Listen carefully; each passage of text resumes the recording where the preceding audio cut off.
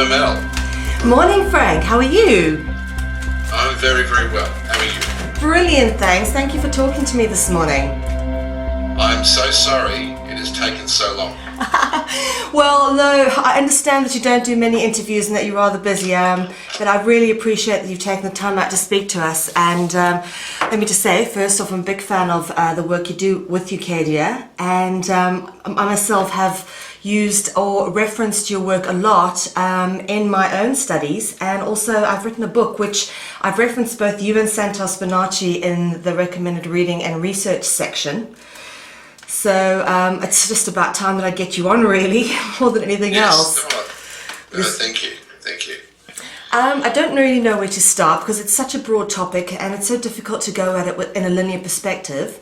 Yes. So I think maybe I know you've probably gone through this information and so many different interviews, but I think for the purpose of this interview, start with temporal power and universal ownership and the history thereof, how we came to be as human beings owned. Because this is a concept that I think no matter how many times people who aren't really that awake have explained to them, they struggle to grasp without understanding the nitty-gritty little blocks that go into building towards that complete sort of picture. Yes. Well, absolutely. Well, why don't we start with that then, and let's see if we can kind of encapsulate it. You've heard the saying of the gilded cage. Yes, of course. That a bird sings in a gilded cage, not knowing that it remains a prisoner. And in a sense, the last 100 or so years, there is a amnesia that has been created and deliberately created and artfully created, where the people alive today really have no true appreciation of the pain and suffering of their forebears, in that they live and have been living in a gilded cage. Now, I know that today people say, well, speak for yourself. If you are living, particularly in Europe at the moment, and you are facing the forced, what they're calling austerity measures through the IMF, then you are witnessing the decline in every government service. You are seeing no response to unemployment, and you are seeing people really suffering and literally suffering, and in some cases suffering from malnutrition. So we are witnessing in our generation, really for the first time, something that our grandparents, and indeed our great-grandparents and back further, saw as almost an everyday part of their life. But in any event, the amnesia that we have is not merely the absence of pain and the torture that those that are in charge of the world, or claim to be in charge of the world, have put us through. And the main culprits for the last 200 years are banks. Banks are primarily the reason that the world has been in great turmoil and suffering for 200 years. There's no other group. Yeah. And there is not a single benefit that banks have provided to us. But prior to that, what we have also forgotten is that our ancient ancestors universally believed in the concept of reincarnation. That is, that this life is but a journey in a particular vehicle, that the real essence of who and what we are is our spirit, or our mind, or our awareness, or our soul, whatever word you like to use, and that because we are immortal in essence, it is not a matter of fearing death, but it is a question of whether we have lived life in an honourable way, in a fulfilled way. So what has happened progressively since a group that we call the Ryman Cult, a small band of people that basically took control over the existing structure of the Catholic Church and then set about to create the elaborate lie that they were the founders of it, which is absolutely absurd, and then put in place their philosophy. But since they took over that role in the 11th century, what we have seen is the progressive creation of amnesia to the realization that we are spiritual beings first, and that our ancestors weren't crazy brave in going into battle and not fearing death. It's that they knew that if they died in battle and they had lived an honourable life, then they would come back with the memory of who they were. Okay. So the world we live in today, and the reason we suffer so much today, is that we don't know who we are, we don't know where we come from, we don't really know why we're here, we fear the very thing that we shouldn't fear, being death, we fear pain, and we allow ourselves to be distracted by the very people who are the torturers, the banks, by craving things that we can never really control, and being distracted in the pettiness of life rather than the reality of life and the deeper essence of life, which is relationship, which is learning, which is contributing. All those things have been put to one side in this endless addiction to immediate pleasure and the absence of pain. So that's a fairly long-winded answer, but I hope that puts a context into really why we are where we are, and essentially what they've done. They've created an amnesia so we don't know who we are. Well, Frank, that's actually brilliantly put. I've not heard anyone describe it quite like that, but that is so true. So obviously this is how they've gotten us to believe in our enslavement, but how have they physically gone about doing that?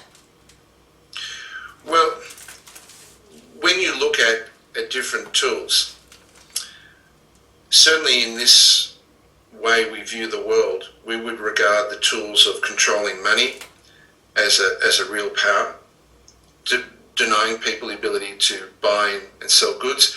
And we would also regard the power of tanks and bullets and guns and war as another tool, the power of the physical oppression or enslavement. But actually, those things are, again, it may sound funny to say this, are actually the illusion and the real strength that they have used in order to enslave us is to corrupt our history. And I'll give an example of that corruption of history. Anyone that has been brought up in one of the European countries such as Germany and France, in parts of Eastern Europe, right across to Turkey, who've been brought up in England and Ireland and Scotland, may know some history that the tribes and the communities that lived in those areas at the time of the Roman Empire were called the Celts. But very few people would realise that those people not only had a sophisticated belief system based on reincarnation, but they had a set of principles regarding trade. They had a money system. They indeed had languages, and the belief that the Celts had no written language is an absolute lie. Absolute lie. In other words, people that are brought up in those areas would have no idea as to their history, because their history has been corrupted. For example, people that are brought up in the Netherlands, in Germany, in France, would have no idea that in the 8th century, a family called the Carolingians in history, also called the Pippins, created a faith based on living an honourable life and ridding the world of the corrupt mind of the now broken Roman Empire, in forming what we now know as the Catholic Church. It was the Carolingians that created the Catholic Church, not this group of trading families from Persia that ended up living in Italy and other places and corrupting the world. It was a descendants of the Celts, descendants of the Druids, descendants of the people there that created the Catholic faith. And of course there is no history. The history of that period of the 8th century is totally corrupted. So we have no idea. People who live in Russia have no idea that their country was called Samaria, as in the biblical Samaria. That was the name of Russia. And why? Because those that lived in Russia and those that had settled in parts of Eastern Europe were part of a much greater empire called the Khazarian Empire. Khazaria. Yeah. And while we may speak today in terms of Khazarian groups and families that claim their heritage back to Khazaria as having a corrupting influence, in fact, that is only a very small group, like the Roman cult. In truth, what made Khazaria and the Khazarian Empire incredible is that they were the first United Nations. If one was a member of a Khazarian tribe, one didn't have to be born into it. One was made a member because of their skill and because of their protection. So, again, this history has been wiped from our memory. We don't even know who we are. And if we don't know who we are, then how can we possibly live our life today with any certainty? So what they did is that they destroyed our memory and they corrupted our stories. And in its replacement, they created stories which taught us to fear, to believe in a divine creator that was so fickle in mind that it may call on the most devoted follower one day to bring your son to me and sacrifice your son, to murder your son to me because I demand it, because I am your God. Is that not one of the first stories in the Bible? Yep. Well, what kind of God is that? Yeah. And that's what they did. They got us to fear who we are, forget who we are, to fear the divine. And by fearing the divine, by forgetting who we are, by realizing or coming to the belief that we are just these peons, these things of no consequence, they could control us. And they've done a fantastic job at destroying our memory. Okay. Now, before obviously we go down the road of getting into the bulls, paper bulls and all of that, I'm actually quite interested to know a little bit more about you and sort of how you came to be so on the ball with this information and knowing, I mean, is this something that you've always been drawn to, or I mean, how did you come in to know all this stuff? Well, part of it is reading, and part of it is that thing that we can't really put a finger on. It's a sensing. And I'm not unique in that part of it, because I believe everyone has had the experience of sensing something before they know it. Yeah. It's a sensing of, don't go down that dark alley, or don't take that phone call, or don't answer the door, or don't go out in the car today. And some people adhere to that, and some people don't. And you'll hear people say, if only I followed my gut, if only I followed my instinct. So there is a lot of that, which I'll get to in a moment. Look, everyone is, one of the most important things, I say this before I get into family history, my history, is that every person alive today, every being alive today, I believe, has the same essential connection to the divine. That is, we are all immortal, we're all divine, and we are all part of the same collective. And I say that because we live in a world where there is a driving almost illness where we wish to be also, people wish to be what they think is more than someone else. And I'm constantly reminded in my life that what makes me special isn't if I think I'm divine, isn't if I think I'm part of the great collective. It's that I am a man. I see myself for that, or if I was a woman, I'm a woman, but I'm a man, and I know that I'm divine. That's what makes me special. But in my life, look, I have spent time in a monastery, the Capuchin Monastery in Australia.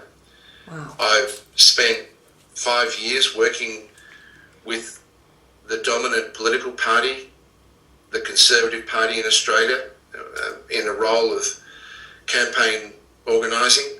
I've spent time playing music and the joys of what it is to be part of a rock and roll band, which was great. I miss that. Oh, yeah. I wish I could do that.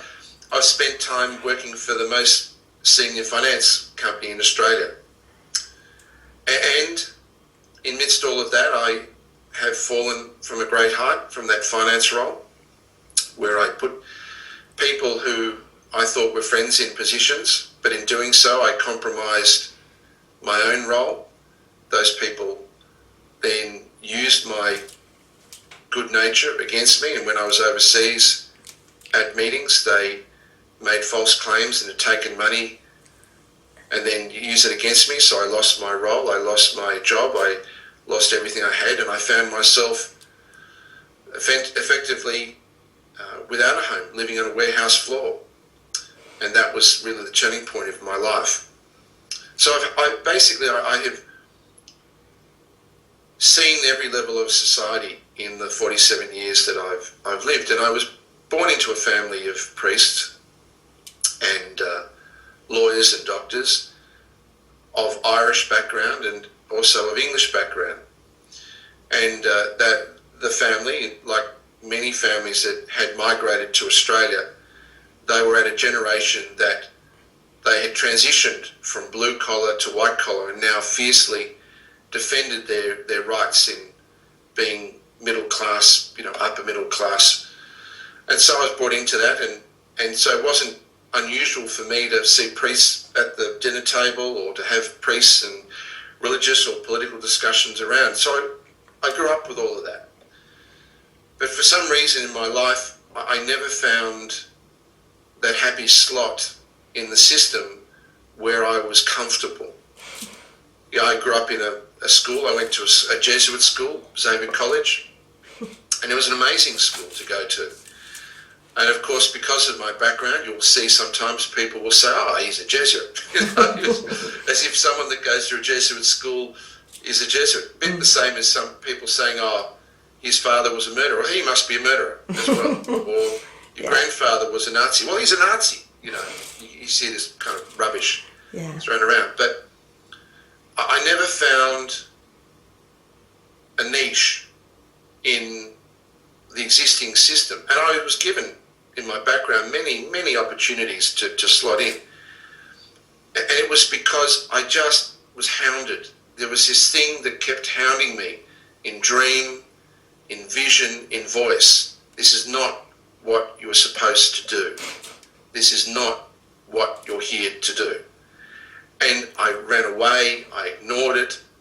I kept writing. I've been writing for 26 years, but I ignored, while I was writing, I ignored the deeper, calling, if you want it, until 15 years ago, I took the sort of first 10 years of writing, and when I was effectively had lost everything, I said, well, okay, I've tried pretty much everything. I've seen pretty much every level. What is the purpose? Why am I here? And if there's really no reason, if I am merely suffering some mental delusion or lack of self-esteem, then okay, let life finish itself. But if I am here, then let's focus. Let's kind of bring this to a head, and let's do something about it. I don't want to be a guru. I don't want to be a messiah. Just give me the honest answers as to why I'm here. and let me get on with it and let me do it rather than stuff around. And that's when Ucadia was born. Did you feel that, when you sort of put that out there, it then sort of came to you? Yes. I found that when I asked the right question, which was, okay, I don't want to be a guru. I'm asking not because I want to justify my life by saying this whole journey is, divine plan. When I actually asked the honest question, what is the purpose to my life? Then everything started to click. And from that point, the uncertainty of death, the uncertainty of the universe, the uncertainty of our history, the contradictions in terms of history, everything started to slot in. And this veil of amnesia started to lift in my life. And I started to see things. For why? Why did I feel the way I was? Well, because, one, a lack of self-discipline, but two, you have no roadmap. You have no centre. If you don't know where you fit in, if what you're taught doesn't make sense, then really what they've infected you with is this rotating uncertainty. It's not, some people say it's your belief system. I don't think it's really a belief system so much as a way of making sense of the world, just a roadmap. That's all we didn't have. I didn't have a roadmap. I couldn't make sense of the very biggest thing, which is the divine. Am I being tortured? Is the voice coming from this kind of image of a guy with a beard, or something else, or sitting cross-legged, in a Buddha pose? Where's this coming from? Am I part of that, or am I some, meaningless being at the bottom of the tree? So people ask the same question. I don't think I'm unique. I think everyone asks the similar questions, the same question, maybe different words. Yes, indeed. Yeah, absolutely. That's the way it was for me. And it's actually, when I listen to you talk like this, and what's really just occurred to me quite astonishingly is, through all the people that I've interviewed over the years, each and every one of them has a part of their story which is exactly like my own journey. Mm-hmm. And it's just amazing. I said this to Lisa Harrison the other day. Even her and I have the most unbelievable similarities in our journey. And I started doing this about 2 years before her. So, I definitely believe that it is a case of when you get to that point in your life, and, as you say, sometimes it takes losing everything, which was the case in my case as well, was I had everything and then I had to lose everything before I started questioning things like my value system and money, etc. And this seems to be a common pattern with people. Funny enough, it's the people who have a lot and that don't have to struggle that generally are the ones who are the most oblivious to what's going on. Mm-hmm. And yet have some of the greatest turmoil inside in their private world, the unhappiness of that. Yes, indeed. Of course. I mean, the karmic debris they carry for their ignorance comes back on them in everything they do. Well, I say this to people quite often, particularly when they talk about the difficulties that they experience. I say, look, it's important not to view the enemy as such as your fellow beings, but the ideas that cause them to act in such a dishonourable and such an awful way. That the enemy is something that is so mercurial that it really can't be fingered. It's the illness, the mental illness, that causes them to do what they're doing. Judges and lawyers, you can't be a judge being evil. You can't sit in that position and be there for more than a short while if you're not fundamentally a good person. I mean, that is just a function of that role. So, for people who are in those positions to do what they do and sentence people and see people unfairly committed to prison, it's no wonder that if you look across professions, the majority of judges die before their time and they suffer terrible addictions, alcohol, often drugs, and pay for what they do. Now, some might say that's karmic, but I think it's wonderful that we identify that each of us have a story. Each of us have a voice. Yes. And my only hope is that when people come to you, Katie, they don't come and say, oh, here we go, here's another group or another person or whatever they say, trying to sort of make their mark, create their brand. It's not. I designed Ucadia and I wrote Ucadia from an honest position. It wasn't about creating a new label.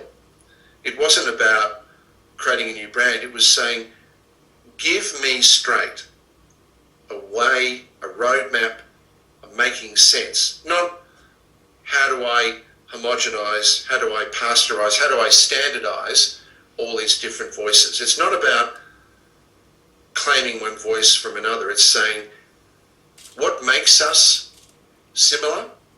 What is the underlying thing that connects us? Because we need that. Boy, do we need that. But at the same time, don't destroy that part of me that is unique. But also let not that unique part of me become the, if you like, obsessive virus that can take over. When we clear ourselves at one, we suddenly suffer another called Messiah syndrome. So give me that balance. Find a way, show me how to do that balance. But yeah, I'm very careful with people not to say, I say, look, don't view a judge, don't view a policeman, don't view these people as your enemy. They're not. They're suffering mind viruses, which we all suffer to some degree. Frank, let's talk a little bit about, obviously, going back now. Thanks for your background. Very, very interesting. Going back to the Roman cult and the Vatican, which is my, I'm absolute passion of my topic.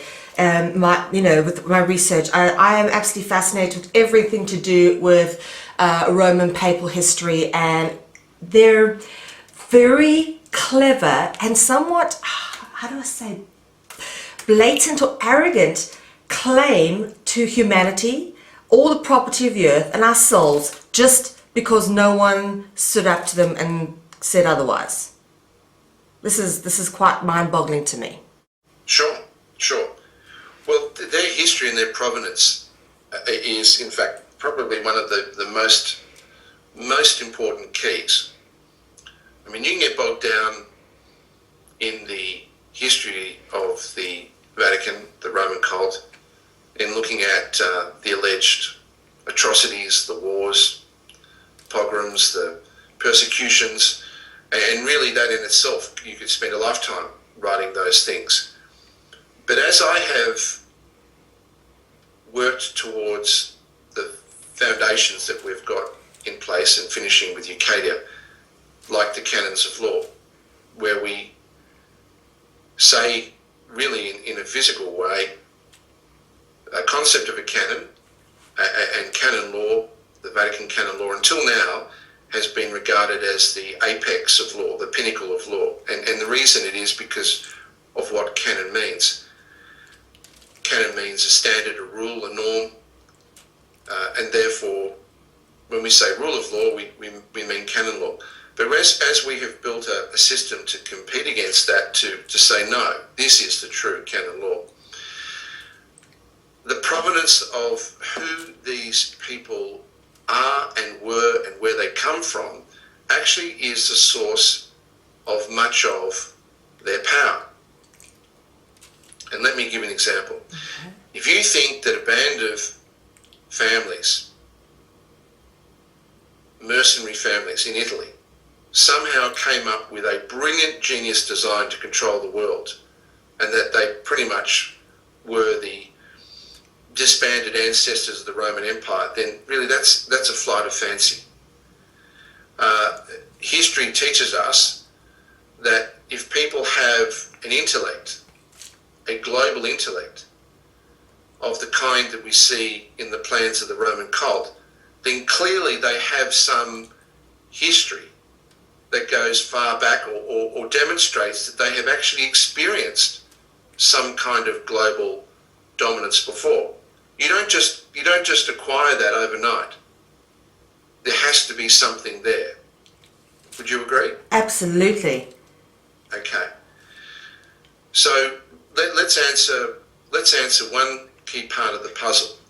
Was there an empire prior to the emergence of the Roman cult that so dominated the world that we see all the characteristics that we see today? And let's look at some of the characteristics. I said that the people that are torturing us and people that are really serving no benefit to us are the banks. And one of the greatest lies in the world today is that banks exist for good. Banks do not exist for good. They've never existed. They never created for good. There is nothing that a bank does that is good. A bank is not required. The main purpose of a bank is for organised crime, for creating money out of thin air, for creating and controlling debt primarily. And this is going to blow people's minds. I'm going to get to who the origin of the Vatican is, but banks are a key part of this. The main function of banks, commercial banks and private reserve banks, for the last 200 years is to create sovereign obligation for the political class in order to control the world. And they've done that through debt, and the main mechanism to create debt is war. In other words, the primary function of banks is to create and perpetuate war. Unbelievable. That is what they are there for. Wow, and indeed. They have never been put to prison. They've never been put in front of the Hague. These people start wars, create wars, profit from wars, create recessions, and not one of them is held to account. That are banks. They are the personification of evil. And they are the essence of the problem for the last 200 years. But where does the Vatican come from? Well, there was an empire that invented this concept of banking, this mindset of banking. And there's an empire that is removed from history. It's called the Pisa Empire, or the Stato di Mare, the state of the seas. Have you heard of the phrase Holy See? Yes, indeed. Okay. Well, Holy See is merely the Latinized version of Stato di Mare, the state of the sea. And in the 11th century, the small city by appearance in history called Pisa dominated both the Western Mediterranean and the Eastern Mediterranean with its trading city that it created called Venice. Pisa created Venice. Okay. And Pisa is a corruption of a word that we know in history of a even greater, well, not a greater empire, but an empire that dominated the world itself. Another great trading empire, an empire that knew how to manipulate sovereigns, knew how to embed themselves into the life of people, an empire that was in the business of creating history and false religions. And that empire had a very similar name to Pisa. And they're the same people. The Persia. And in fact, I would suggest to you that we're told they were called Persians, but they may in fact ultimately have been called Pisa, not Persia. And that we are dealing with a word play to distinguish one generation from another. The Persian Empire, leading families of trading families, found themselves in Italy after the destruction of the Persia Empire and the creation of the Pisa Empire. But the same people. In fact, when we speak of the Moors and we speak of one of the dominant black nobility families, a family that is represented in the plays of Shakespeare, of Othello and The Merchant of Venice, Yeah. were called the Moriconi or the Morosini. In Italian, the Morosini really is the black Moors, the black merchants, the Pisa, the Persians. So the families that founded the Roman cult are the same families that founded Venice, are the same families that dominated the Pisan Empire, that dominated trade from about the 7th century, 8th century, right up through to their modification as the Roman cult. These families are the founders of the Roman cult, and these families are the same families that hark back to the Persian Empire, who were also known for a period before their destruction as the Aryan Empire, or the Iranian Empire. Iran, they called themselves, the Aryans. And of course, the Aryan philosophy went on to create a whole range of Eastern philosophies as well. So these people already had a mindset knowing that through religion, through ideas, and through commerce, they could control the world. They've been doing it already for thousands of years. Moving on from that, obviously, now we've got the starting of the Roman cult, the Vatican, the Roman Catholic Church. Let me ask you, what is the spiritual practice that is based upon? I've heard you mention before Mithra and Mithrandian worship. Yes. And what did that entail in terms of, is there sacrifice, is it blood ritual? What is the heart of the spiritual practice of the so-called Vatican beast? Okay. I say this, and I said it earlier, but it's very important. When we speak of the Roman cult, we are talking about a very small group of families. We are not talking about the 1+ billion good Catholics, nor are we speaking of the billions of good Christians or other groups. So that's extremely important. Yeah. When we speak of this, we're speaking of a group that hides in sheep's clothing. Sorry to use the analogy, but it's the best one. Yeah. And they, in fact, these people call themselves Reuben. They call themselves the wolves.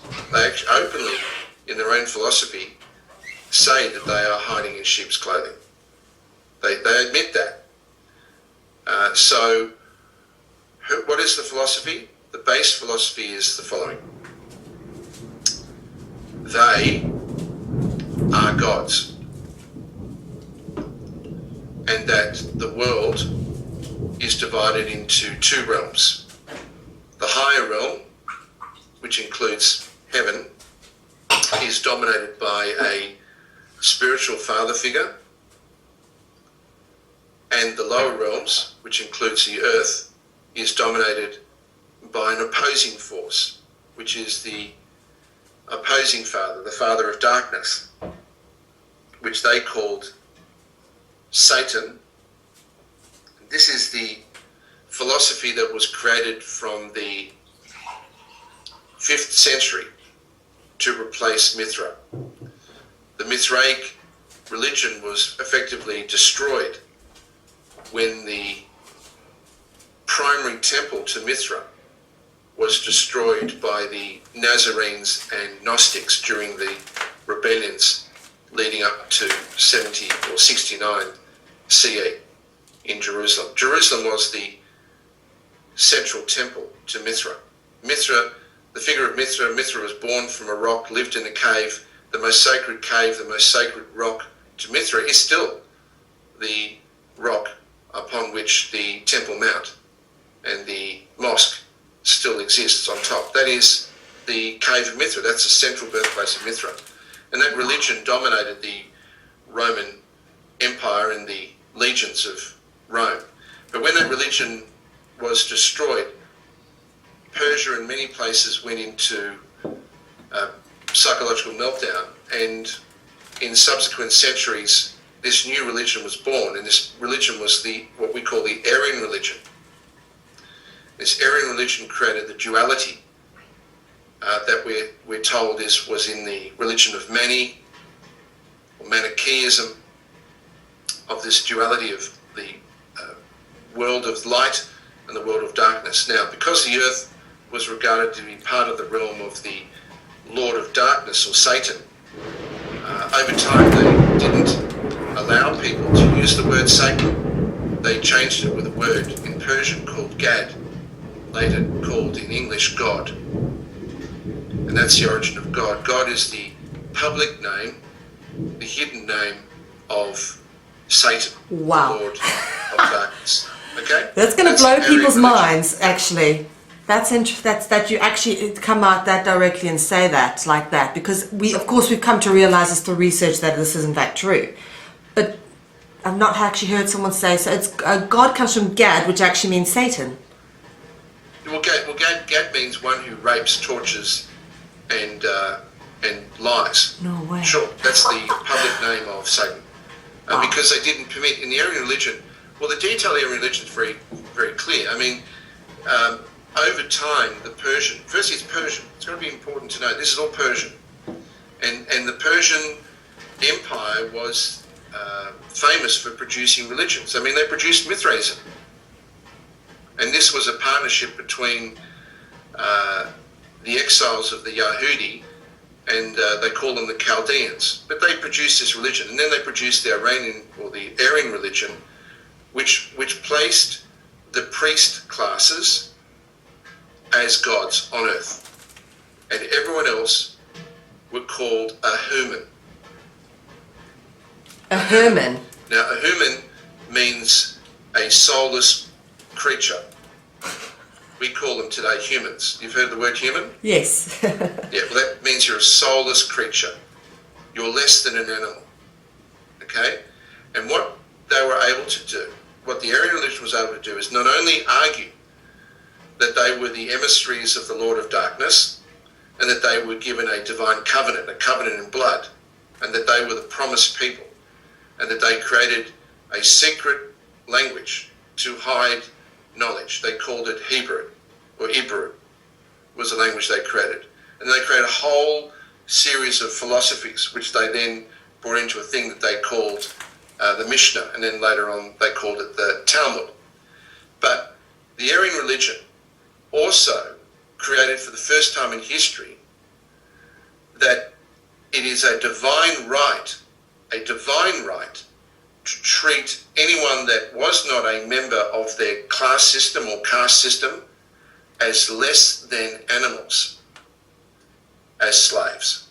And that is the unique philosophy. So there's much, much more to it. And in fact, if you go to the website one-heaven.org and you go and look at sovereign law, which is one of the books of canon law, you'll see a whole section there on Persian law. And that will give you the bedrock of the philosophy of now the successors that are the families that control the Vatican. Alrighty?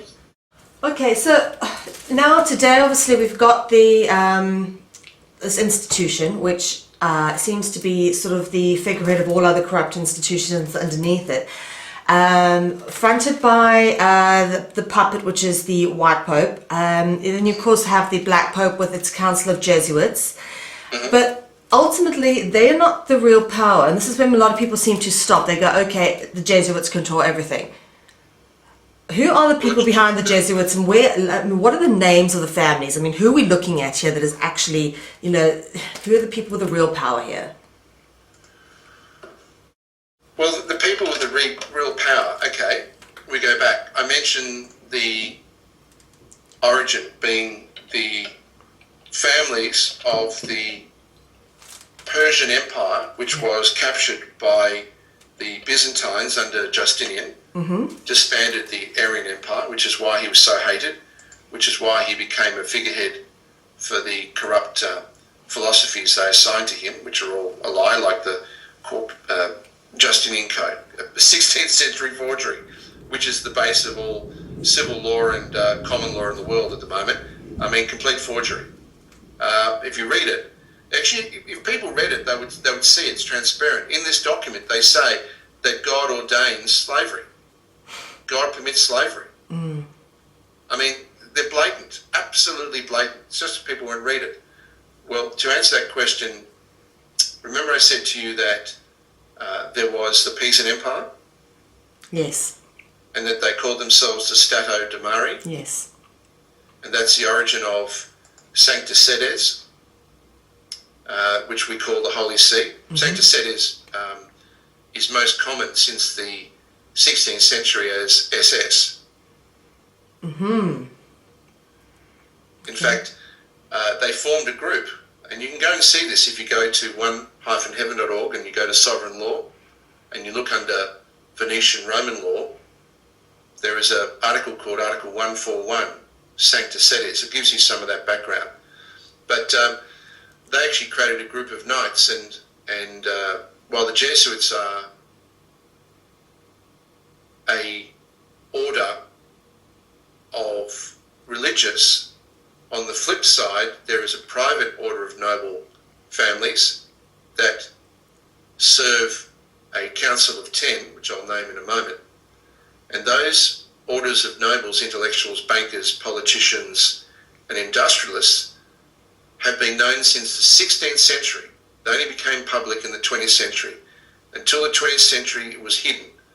They are known as the Knights of the Holy See, or the Knights of the SS, or if you use the Hebrew word, the Nazi SS.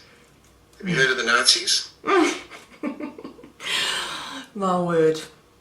Okay. You probably know them today as the Sovereign Knights of Malta or the Knights of Columbus. Yes, of course. But these people are the Nazis today. Okay. Quite openly, they're the Nazis from the 16th century. Well, yes, of course. I mean, living in Holland, one thing I have come across here and there is the odd Nazi flag and war memorabilia from World War II. Sure. And one thing people tend to very, very obviously forget is that on these Nazi flags, apart from the swastika, often is also a Maltese cross. Okay, well, you know the swastika. You know the origin of the swastika. Being a sun symbol. No. What did I say about the Persians? They created a new religion and a new philosophy, and they changed Persia. They called themselves the Aryans. Yes. Okay, and that empire had a symbol when they created it. Okay. They invented it. They called it the swastika. Okay. Okay. So the families that created the Pisan Empire, the families that created the Roman cult, come from the Aryan families, the swastika. Okay. We fast forward, you see how it all clicks? It's not some esoteric design. It's saying these families did something in World War II and they had to make themselves public. They've been around since the 16th century. The Nazis have been and still there. The SS are everywhere. In fact, the headquarters for the SS has been in Washington since the end of World War II. They're still there. The SS. They call themselves the Secret Service now. The SS. It's everywhere. Yes, indeed. But they had to do something in World War II that made themselves public. Otherwise, it would have been private. They had to end their old covenant, a covenant they created to create what they now call the New World Order, which was open season. They had to do a public display. Okay. Do you know that there is a 300-mile wide pentagram formed by the very worst death camps? Did you know that a perfectly formed pentagram is formed by the very worst death camps? I did not know that. That is interesting. Do you know that it points perfectly to the Northern Star, Oh, the top of it? Do you know it joins with the other largest pentagram ever created from a building to form a perfect right angle? Do you know the ley lines go through all the ancient capitals of power of these trading families? Perfectly. A matrix of energy, negative energy. You weren't aware of that? no, that is very interesting. And that the template, the floor plan of these death camps are actually dead replicas of the ancient sites of human sacrifice of Mithraism and Moloch, Baalbek, Babylon, Jerusalem. They're perfect. They're not, obviously they didn't build them physically up from that, but the layout of these plans, and that the position of these death camps, if they were literally 3 miles north, south, east or west different from where they were, they wouldn't work. It's a machine of evil. The largest machine of evil ever created was created in World War II, deliberately. A 300-mile wide pentagram. Wow. From Lodz. In fact, if you go to a website called one-evil.org, on the home page, it'll actually show you the pentagrams. You go and click on that link, it'll take you through 5 articles and show you them. They're there. I mean, it's in plain sight. I will check that out. That's very interesting. The other pentagram I mentioned is the building called the Pentagon, which was founded at the same time. So the Americans founded it knowing what was happening because the Americans are part of the Nazis. Of course they are. Founded on the other side, and they founded that building, of course, on September 11, 1941. In a way, I kind of feel it's almost like a self-sorting mechanism, Frank. I was listening again to your interview with Lisa, just as a bit of research this interview, and they've put it so blatantly in front of us that sometimes I feel that it is a self-sorting mechanism. Those of us who, I don't know, they've put it there for us. Everything is out there for us to see. They've put it into films like The Matrix. They've put this whole control system out there for us to see. They've not hidden anything from us really without some sort of clues for us to figure things out for ourselves.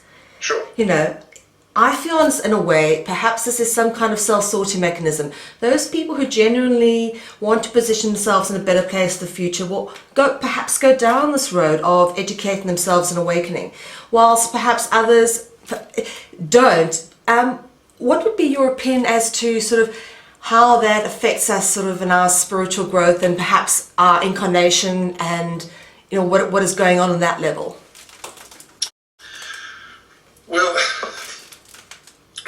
there has been, and you could understand why there has been for a long time in their ranks, a belief that the majority of people, Homo sapiens, are and can be classed as quote-unquote useless eaters. In other words, they fulfill minimum requirements, which they so beautifully represented in their trilogy, The Matrix, as batteries. Yeah. I mean, that's basically batteries to the financial system. You know, they eat, they consume, but really what they're producing and doing is producing energy for that banking grid. I don't subscribe to that. And in fact, I feel that, and I feel myself very much having no right to judge anyone that is not yet ready to wake up. That in fact everything is happening as it will. Yes. That we are indeed, all of us, part of the collective, and that amnesia that clouds so many of us, or the fear that clouds so many of us, or causes or creates this impression that we don't want to, we're not willing to wake up, or we can't wake up, is all coming to a head. And I actually had a meeting this week for me that really exemplified that. One of the things that we do with Ucadia is we don't just produce the knowledge, but we also have been producing tools for those that are willing to step through a process to actually give formal notice that you are no longer a slave. One of those is the production of a document we're calling, it's a will and testament, but not of the design that people would normally assume. This document doesn't talk about what happens when you die and who you give your possessions to. It's really a recognition of actually what your will and testament is in the Roman system. It's your only chance legally in their system to show you have a mind. And as such, it is the constitution by which your estate is to be managed. And if you can't express it, then clearly you are to them unworthy. But when this week, this document, which has just been completed, I had the honour and the opportunity to meet with 4 women, 3 of which were witnesses on my will. And when we spoke, we all agreed that what we are seeing is an end to one of the strongest powers that has kept the world where it is, has allowed these people to continue where it is. And it is the feminine energy that keeps this illusion real. And the reason this feminine energy has been able to keep, or has been tricked into keeping this illusion, this reality of these trading families real, is that we have not seen a comprehensive alternative. We have not seen something come and say, look, here are the cleaned up codes of law. Here are the improved processes. Here's a system that doesn't require banks, and certainly doesn't require a system of evil, of fractionalising and stealing energy. And until that system had arrived, albeit not all there yet, that energy has kind of been self-justifying, saying, well, in the absence of alternative, we just have to make do with what we have. So I believe we are watching a total change in that energy. And I'm seeing with people a ground up, a bubbling up awareness. People who've never heard of Ucadia. I mean, a lot of people have, but most people on this planet have never heard of Ucadia. And yet if I look at the newspapers, I see people in Spain, Iceland, or Netherlands, Holland, everywhere, waking up, independent of whether they've heard of Franco Collins, Mel, or anyone else for that matter. So I'm very excited. I'm very honoured to be alive at this time. Yes. And I see a change, not really from the physical, but in a sense, it's a spiritual change first, it's a mind change second, and we're starting to see the final part of that, which is the physical change, the thing that we can see. So I'm very excited. Yes, indeed, Frank. I think all of us will be pretty excited when the whole control system finally comes down. And realistically, sort of, I mean, it's difficult to put a time span on that, but what realistically do you think is the forecast in terms of reaching that objective? Well, I think what we need to be careful of is anarchy is not a viable alternative to the end of an existing system, because anarchy, where people are really left to their own devices, has been shown time and time again to produce conditions of extraordinary evil.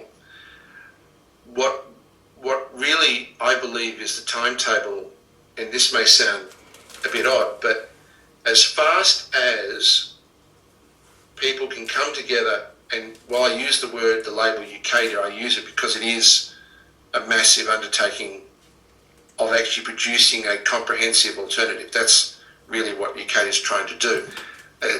As fast as Ucadia will be connected in to a grassroots community and then regional communities and a physical replacement, I believe we'll see a decline. I pray every day that we don't see a collapse first and then people picking up Ucadia second, because that gap, even if it was for a few weeks, would produce, absolute hell. So what I'm seeing is, for better or worse, there is almost this patience that the euro hasn't collapsed yet, despite all the predictions that it would have collapsed by now, that as fast as people are willing to come together and say, this is not about picking one brand over another, it's just simply saying, Ucadia actually has got the codes of law. We've produced the gazettes, we've produced the register, we've got the financial system, we've got all the elements. What we don't have yet are people working together. We still have people working as islands. David Icke, for example.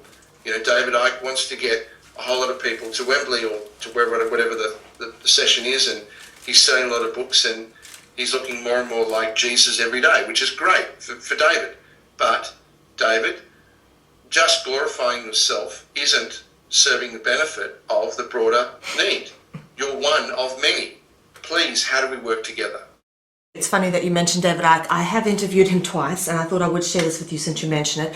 And I must be honest with you, I share exactly the same view, knowing him personally, having actually worked with him in several countries. And very much what he does is nothing more than a convoluted effort of self-celebration. That's it. I don't believe he gives a damn about other people. I really don't. And I've seen that just in the way. Frank, I'm an old-fashioned girl. Let me just say that one thing that is important to me is manners. At the end of the Yes. day, like, one thing I really appreciate about, I know you're very busy and I realize you don't do many interviews, and being a persistent journalist, I'll keep asking until you tell me to bugger off kind of thing, you know? But you responded to my emails, and that to me is something, it's manners. It's a small thing, okay? And that's something I find that if you're in this movement, whatever the movement is, or part of this dynamic process of the unveiling, you know, the discovery of truth, I think, you know, you should be positioning yourself as a person, not being judgmental of anybody who doesn't, but position yourself as a person to creating a better world. And I think that really does come with having just a little bit of common courtesy and manners and consideration for others. I totally agree. Look, practical example for me. I am very grateful, for example, that Santos constantly references that material that is sourced through the research of Ucadia. It's not to glorify Ucadia, it's just simply a matter of manners. But for what Santos does, there are unfortunately many dozens of people who then not only don't see it as a matter of manners to admit where they source it, but they flat stick refuse to admit that the source of their knowledge or the beginning of their knowledge comes from someone else. They really desperately want to claim that they are the sole source of all knowledge and that they are really the Messiah that we've been waiting for. And I can't tell you how sick I am of Messiah syndrome. I mean, I do what I do because I ultimately submitted to the fact that I have a job, a piece to do. And I fought with it for most of, the beginnings of my life. I've effectively accepted that I have a job to do. And that's all I do. I have a job. I don't see myself greater than anyone else. I may speak of subjects. I may have certain skills. I may have certain history. But I'm not here to make myself greater. In fact, if the result of Ucadia is people believing that Franco Collins was the Messiah, then I would have failed, totally and utterly failed in the purpose of Ucadia. In fact, if Ucadia in its fulfillment is the end of this mindset of people messiahs, then that to me would be the greatest glory of this life effort, and I would rejoice that that is the ultimate. Look, we all have parts to play, and everyone deserves praise. Don't get me wrong. I think if someone has spent 10 years, 20 years, 30 years, or 5 years, whatever, pursuing a line of research to uncover a truth, they should be praised for that, because too many people don't take the time to find the truth. But does that mean that they have the right to step up and say, I am Jesus reincarnated, or suck the air out of a debate, or deliberately sabotage a debate, as sometimes David Icke shows that he does, purely to glorify himself, and then not have the guts to say that really he believes himself to be Jesus? I think David should say it. If someone, and that's how we're going to ultimately cure people of this Messiah syndrome. Come out and tell people that you believe that you're the Messiah, and then let people judge it accordingly. Don't play games, don't dance around it, don't create images of illuminating yourself, because we don't need more messiahs. I think David Icke actually, David Icke at one stage actually did come out claiming to be Jesus. I don't know if you know that. Oh, well, there's a few. No, he calls it the dam waters bursting. He says, when dam waters burst, before they burst, there's a rough period before they settle. During that rough period, he says, he went onto a few talk shows in Britain in a turquoise jumpsuit, claiming to be Jesus. And then, of course, he's since taken that back because he realized what, the response to that wasn't favorable. Yes. So, yes. but I don't believe that I'll be honest with you, down the line, I probably don't think that, although he probably isn't as openly public about it, I don't think that he has forgotten that he probably still thinks he's Jesus in some way, or a Messiah. But funny, for talking about this, when I spoke to Lisa Harrison, she, ironically, having heard what you said about your views in Ucadia, is Lisa, funny enough, said if ever there was anyone who was qualified to be the Messiah, it would have been Franco Collins. He's got the put it this way, he's got the qualification if such a thing exists. Sure, and that is why I'm not. Yes. And you know, the thing is,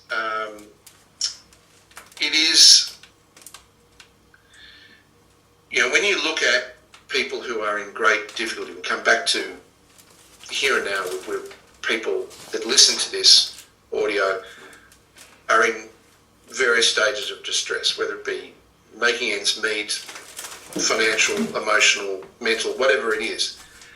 And they're looking at we are programmed, even I am programmed, to look out and say, please, bring someone to help me. I mean, that is a natural thing. You know, heroes are part of our life. That they come in, you know, they may have been thrown out early, they come back in, and at the worst possible moment, in, you know, challenges, they come in and save the day. And there is ample history of that. But there's a difference between people being heroic and brave, which is what I was trying to say earlier, on those that are willing to research, to step outside, to actually challenge the system, and those people then taking on this added social label which carries with it the perpetuation of this existing system we call the Messiah. So I'm here to end that, if I can help. I'm here to end that Messiah, not to end heroes by any means, but to say that everyone has the ability to be a hero. And that's really what we've got to look at doing, is here is knowledge. Here is an unprecedented period that you can go on the internet and you can, if you want to, find answers. Now, whether you can distinguish between what is right and what is wrong, what is fluff and what is not, sure, that is a challenge, but you can find it. It is there.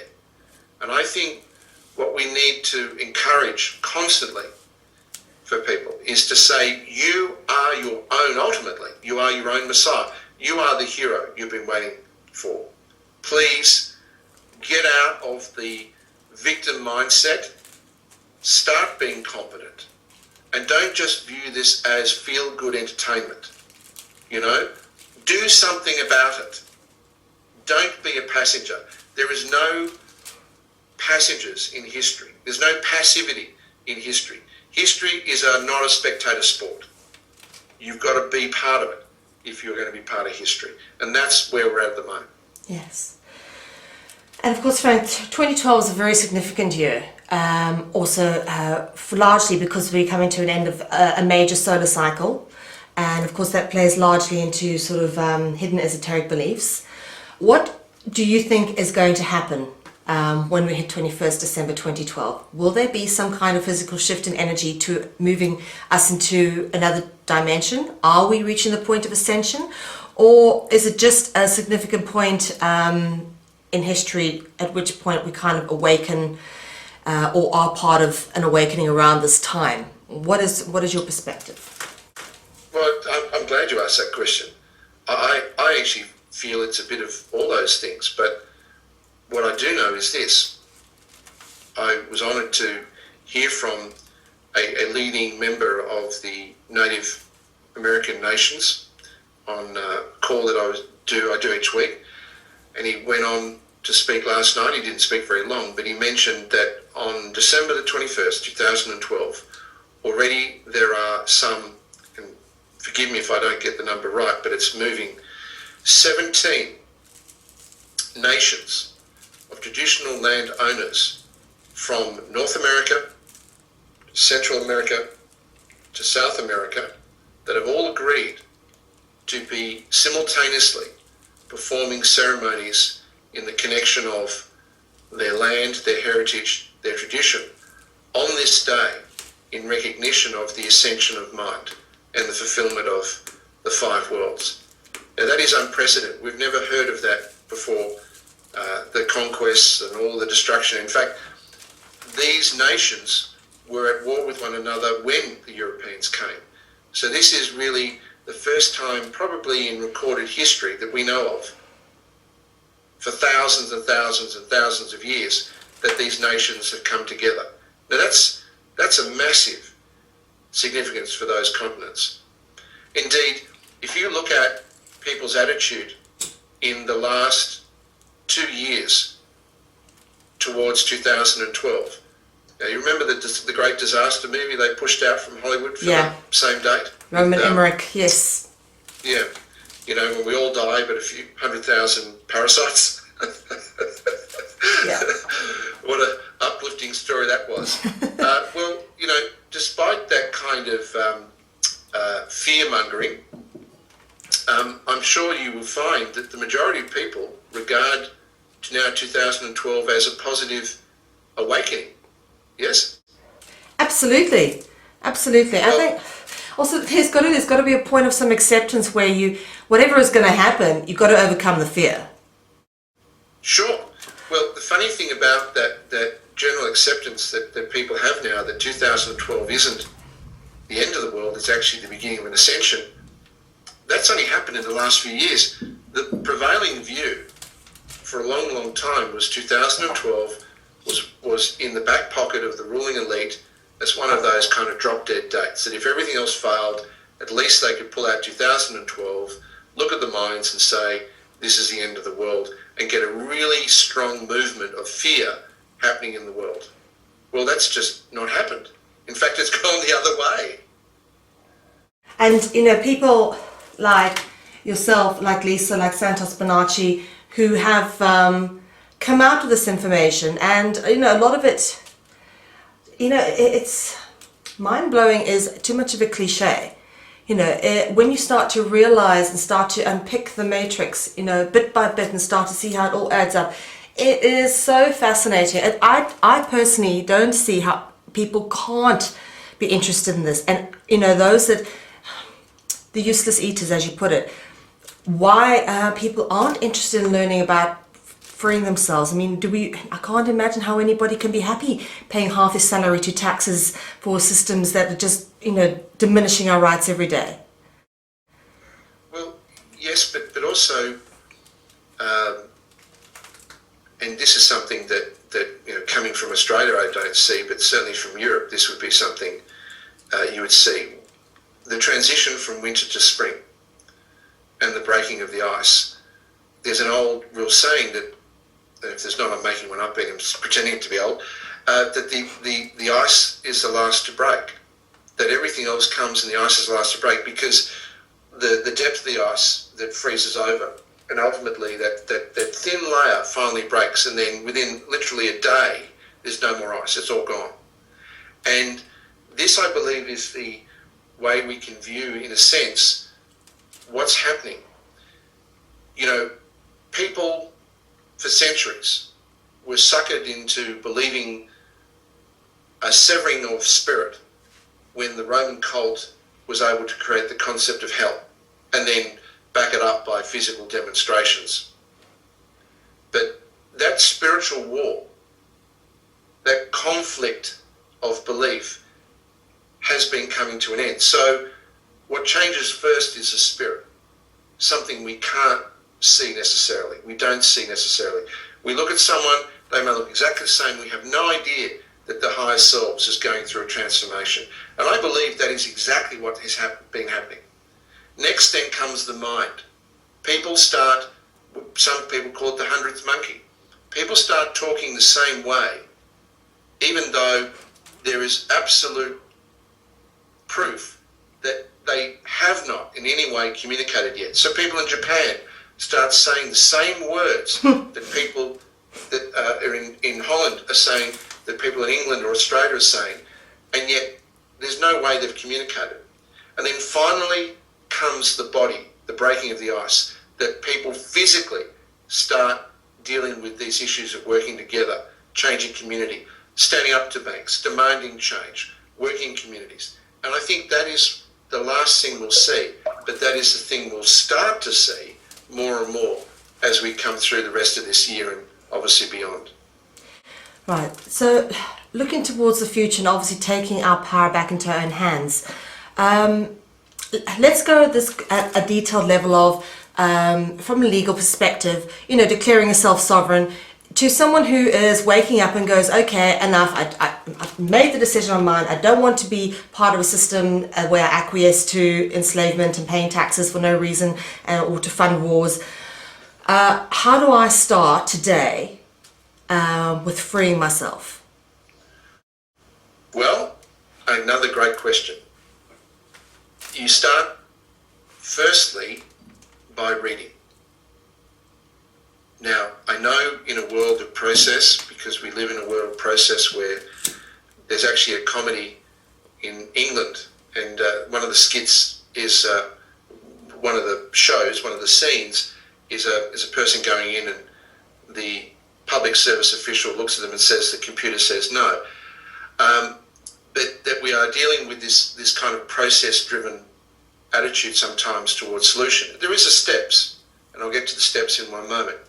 But the first thing we must accept is that if we wake to the desire to be free, to no longer be a slave, to no longer be a creature, to no longer be a battery for banks, the first thing we need to do is we need to broaden our knowledge so that we know who we are, where we are, why we are, what we are.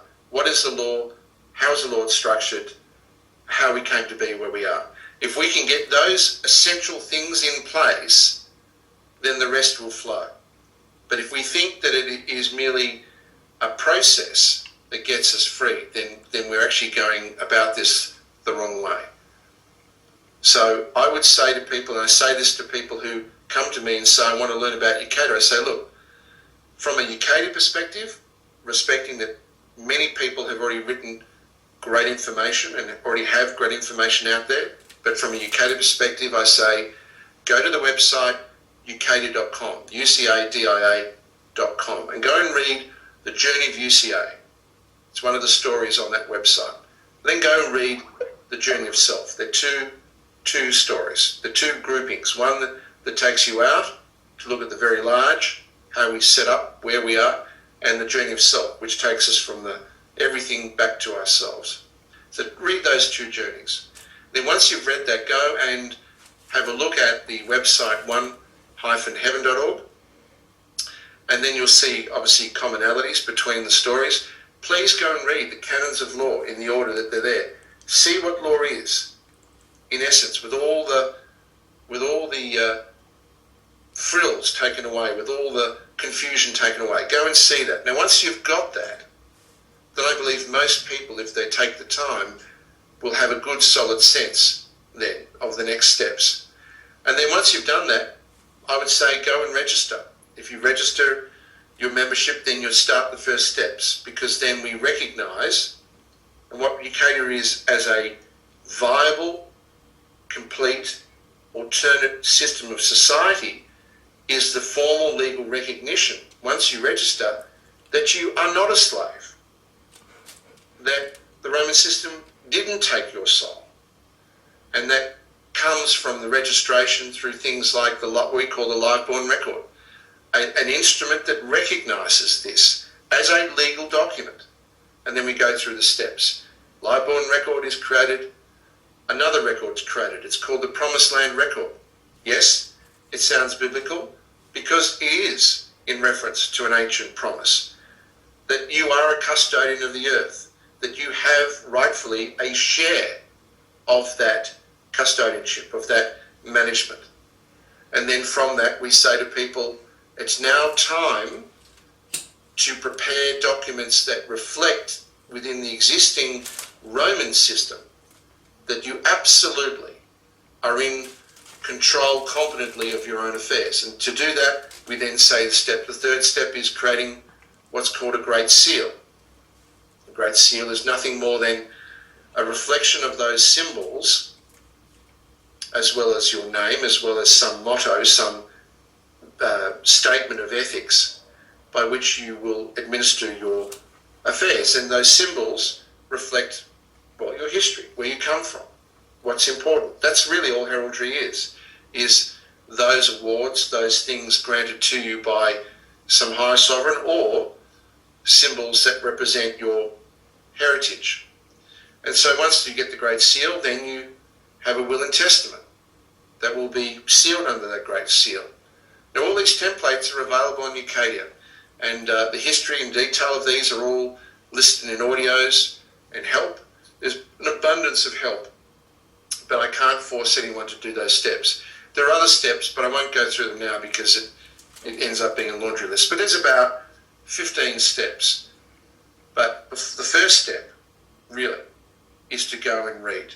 Go and read and see a model that puts things in a perspective. I'm not saying it's the only model, and I'm not even saying it's the best model, but it is a model that puts everything in a context. And that's what you need to do first. Go and read.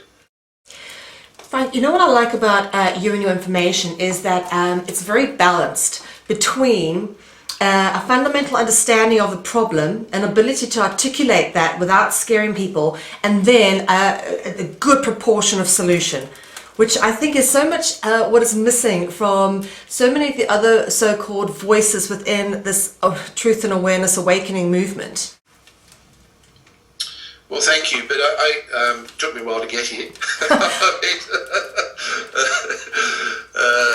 Yes, well, 26 years, you sort of work out trial and error. But look,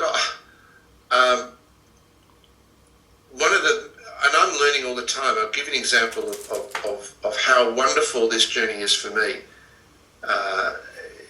just personally.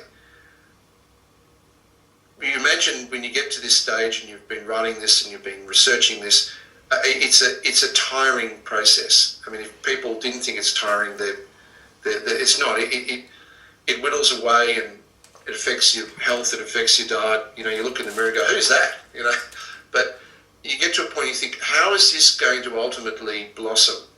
And one of those things I've been asked, and it's really, people can ask you questions that, because there's such a core truth to it, it really gets to your core. And one of the kind of the responses that people have said sitting on the sidelines is, well, why should we believe you? Who do you think you are? Yeah. And in the last couple of months, when we realised, well, I'd always said that Ucadia will only succeed if it is a grassroots movement, was the recognition of actually really what a will is and actually how fundamental the will is. You know, in Ucadia, the will is really a private acceptance of what is listed in the Covenant of One Heaven on the website One Heaven. Think of it as two parts. Think of the Covenant of One Heaven really as a lock, and think of the Will and Testament as a key.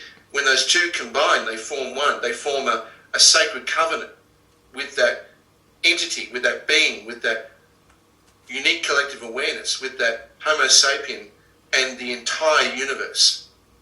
And when someone does that, not Franco Collins, when someone does that, that covenant is what makes everything valid.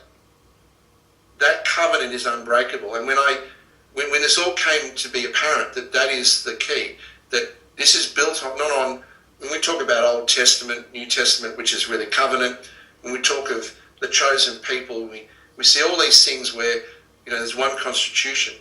You know, imagine a relationship with the divine in the transformation of this planet that isn't based on because of the work of one man or one group, but is based on thousands, maybe hundreds of thousands of sacred, irrevocable covenants between the absolute and between individuals that woke up to who they were.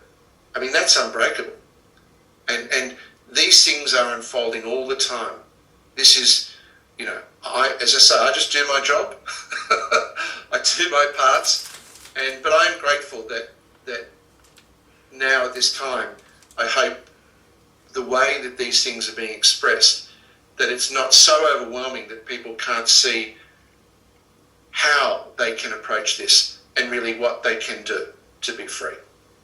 I, of course, am South African. I've lived all over the world. I've travelled a lot, and I'm very grateful for having grown up in South Africa in a privileged family and having had the opportunity to travel and learn. Because if I hadn't grown up as a sort of a white South African, I would not know what I know today. I'd certainly be living a very different life. Not having had the sort of opportunities I've had. And one thing I don't take that for granted, and I do understand when you say this covenant we have.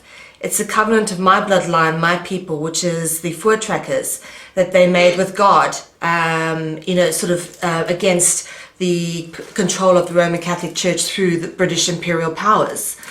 And ever since then, the whites have been persecuted, the Boers, not the British South Africans, the Boers, these very Protestant Calvinist people who made this covenant.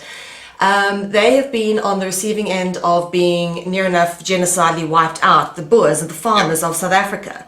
And this is my bloodline. This is how, not only on a spiritual level, but recently I've come to realize it's in the DNA as well for me, that I've fight for freedom. I grew up in a place called, with the state is called the Orange Free State. And I wanted to know what you sort of knew in terms of anything to do with third world countries in South Africa, what's unfolding there. We know that all around the world, countries that are classed as third world have been easy pickings through corrupt governments to have their resources raped and pillaged by groups like the World Bank, of course, and IMF and everybody else. So, it is a tragedy. But I come back to what we just did to sort of put in perspective again. We are watching the tail end of a spiritual war that has ended, which we won, which is uniting the Spirit. I mean, the Spirit is united. And what we can do, and the most significant thing we can do, is free ourselves. Because in freeing ourselves through our knowledge, by behaving in a manner of respect and competence, then when we seal documents, in particular the documents I've mentioned tonight, it's not only for us that we do that, we do it for our ancestors. We start correcting things that have a rippling effect back in, because time is only a factor at this level. And so when we connect things in a pure spirit, a wise spirit, a true spirit, then the past, present and future at the other end in the spiritual realm are all simultaneous. So we are literally healing the past when we stand up for who and what we are today. And that, to me, gives even more incentive for me to behave and to behave with respect and really see the seriousness of this for each and every one of us. Because as you know, I'm sure, Ireland shares many similar historical traits to groups like your ancestors Yes. that sought freedom. Absolutely brilliant.